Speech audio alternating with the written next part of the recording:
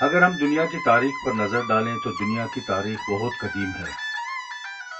اور دنیا کی تاریخ مختلف قوموں اور زبانوں کے عروج و زوال کی داستان ہے۔ دنیا کی تاریخ قوموں کی معاشی، معاشرتی، سیاسی، مذہبی اور کلچر و ثقافت کی آئینہ دار ہے۔ دیکھنا یہ ہے کہ دنیا کی تاریخ بلوچ قوم کے بارے میں کیا کہتی ہے کہ بلوچ قوم اپنے اس تاریخی سفر کے دوران مسرت و شادمانی، مصائب و مشکلات اور اپنے قومی تشخص کو برقرار رکھنے کے لیے کس قسم کے حالات سے دوچار رہے ہیں، اور مختلف ادوار میں دنیا کے دیگر طاقتور اقوام کے ساتھ یا ان کے درمیان رہتے ہوئے بلوچ قوم نے اپنے وجود و تشخص کو کس طرح برقرار رکھا، اور مختلف ادوار کے حالات نے بلوچ قوم پر کیا اثرات مرتب کیے۔ یہ جاننے کے لیے جب ہم بحیثیت محقق تاریخ کے صفحات کی ورق گردانی کرتے ہیں تو ہمیں پتہ چلتا ہے کہ دنیا کی قدیم تاریخ دو حصوں میں منقسم نظر آتی ہے، ایک ما قبل از تاریخ یعنی پری ہسٹری ایرا،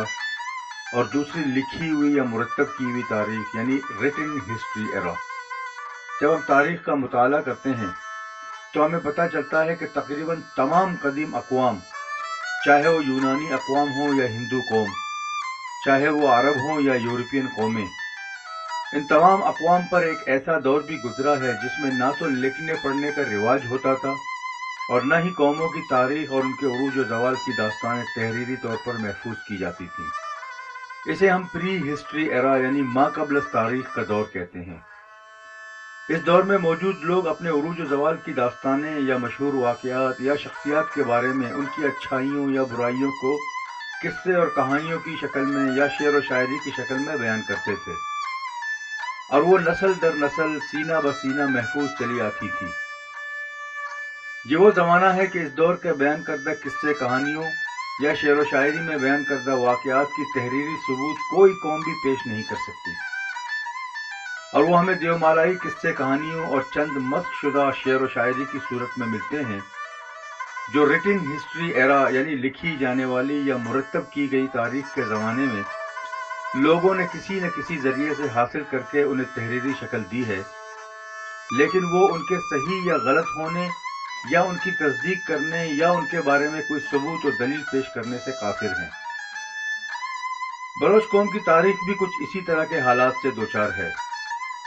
بلوچ قوم کی تاریخ کا ایک بڑا حصہ پری ہسٹری ایرا یعنی ما قبل از تاریخ سے تعلق رکھتی ہے،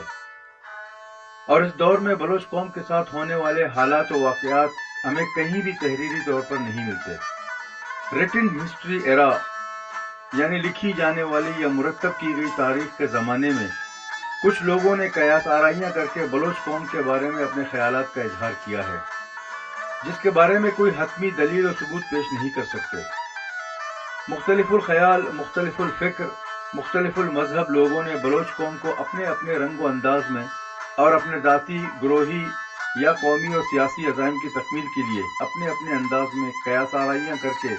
بلوچ قوم اور اس کی تاریخ کو مرتب کرنے کی کوشش کی ہے۔ تاریخ کا دوسرا دور ریٹن ہسٹری ایرا یعنی لکھی ہوئی یا مرتب کی گئی تحریری تاریخ ہے، جو کسی قوم کے بارے میں اس کے آل و احوال، اس کی ثقافت، اس کے رہن سہن، اس کے معاملات و معاشرت، اس کے سیاسی پس منظر اور پیش منظر اور ان کے دیگر حالات زندگی کو مورخین اور دانشوروں نے تحریر کیے ہیں۔ ریٹن ہسٹری ایرا کے ابتدائی ادوار میں جو بھی تاریخ لکھی گئی وہ بادشاہوں، حاکموں اور فوجی سپہ سالاروں کی تحریر کردہ تاریخ ہے، جو انہوں نے اپنی بادشاہت، حاکمیت اور اپنی فوجی مہموں کی تعریف، اپنے فتوحات کا ذکر اور مفتوح قوموں اور اپنے دیگر دشمنوں کو نیچا دکھانے، اپنے فتوحات کا ذکر اور مفتوح قوموں اور اپنے دیگر دشمنوں کو نیچا اور کمتر دکھانے اور اپنی برتری ثابت کرنے کے لیے اپنی مرضی سے لکھوائی ہے، جس میں سچائی کا عنصر کم اور مبالغہ آرائی زیادہ ہوتی تھی۔ ہمیشہ ایسے مورخین نے اپنی اور اپنے قوم کی تاریخ میں زمین و آسمان کی کلابیں ملائی ہیں اور مفتوح قوم اور ان کی زبان و ثقافت کو کمتر بتایا ہے۔ اس لیے جب کوئی طالب علم تاریخ کا مطالعہ کرتا ہے تو ایک بات ذہن نشین ہونی چاہیے کہ وہ کس کی تاریخ پڑھ رہے ہیں، وہ تاریخ کس نے لکھی ہے۔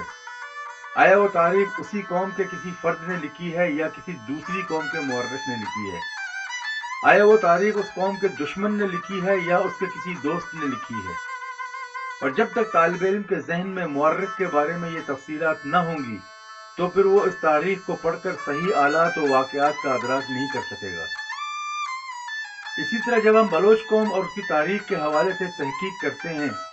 तो एक बात ज़हन नशीन होनी चाहिए कि बलोच कौम की तारीख को जानने के हवाले से जो मवाद हमारे सामने आता है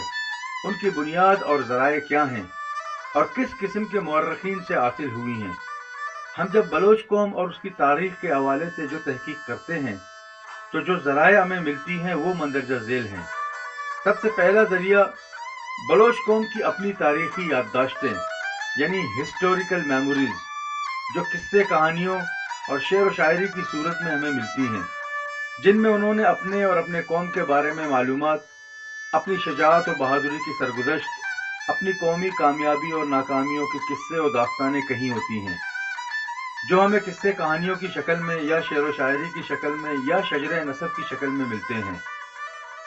जो बलोचों के सीने में महफूज नस्ल दर नस्ल सीना ब सीना मुंतकिल होते हुए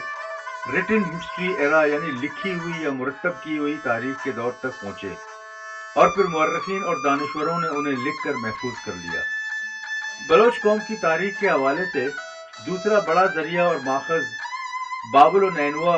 यूनानी, ईरानी और अरब तारीख के बारे में वो तहरीरें हैं जिनमें हमें कहीं न कहीं किसी न किसी अंदाज में बलोच कौम और उसकी सरजमीन का जिक्र मिलता है, जिससे हमें बलोच कौम और उसकी असल सरजमीन की तारीख जानने में कुछ मालूमात और मदद मिलती है।